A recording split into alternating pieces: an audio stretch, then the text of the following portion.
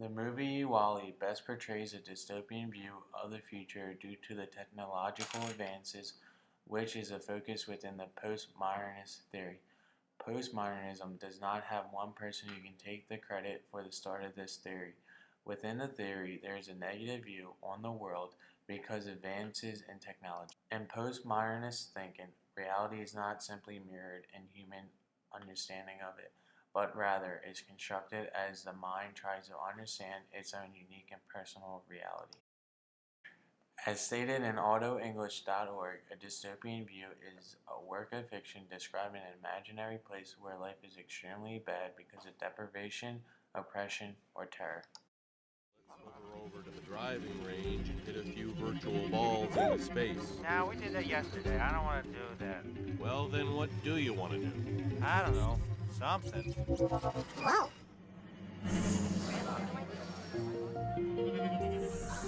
Make a play, scream. No, it doesn't sound. Look, I'm tired of So we'll talk next week. If you can't fold the straw, the episode isn't any good.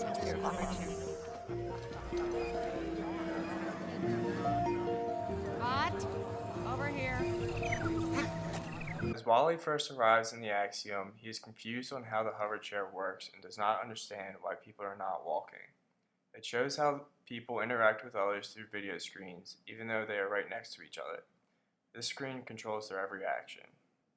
There are two components to the postmodernism theory, simulacrum and multi-layered.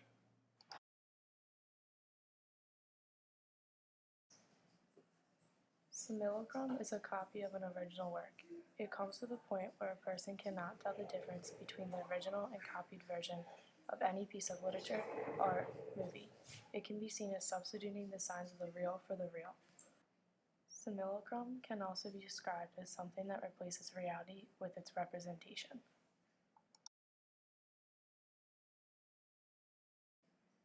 The multi-layered view of reality is described as different perspectives or points of view within one text.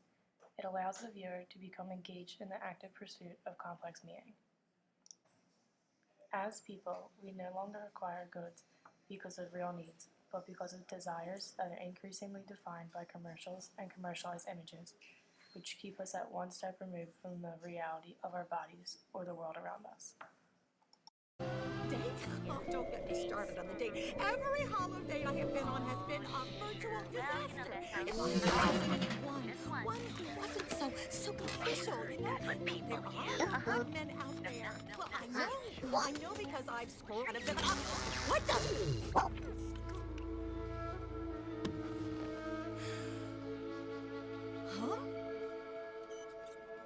Huh?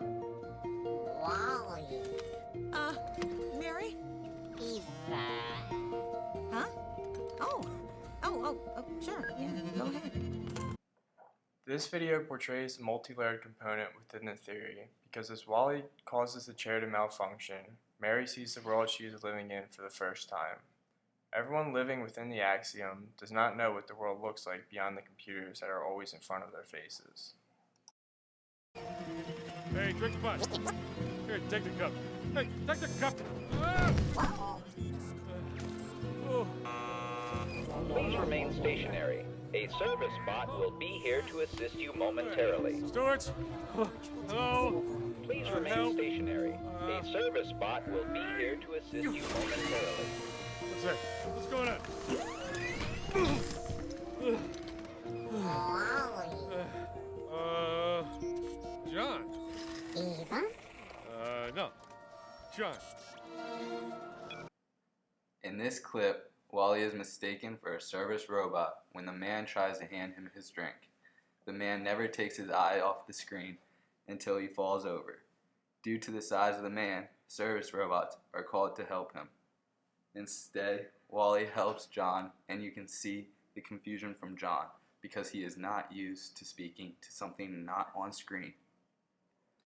Wall-E becomes a prime example of postmodernism because the way the technology becomes a complete reliance for humans is what causes so many problems. The uncontrollable obesity, the lack of social interaction, and the eventual takeover by the robots makes this a dystopian view.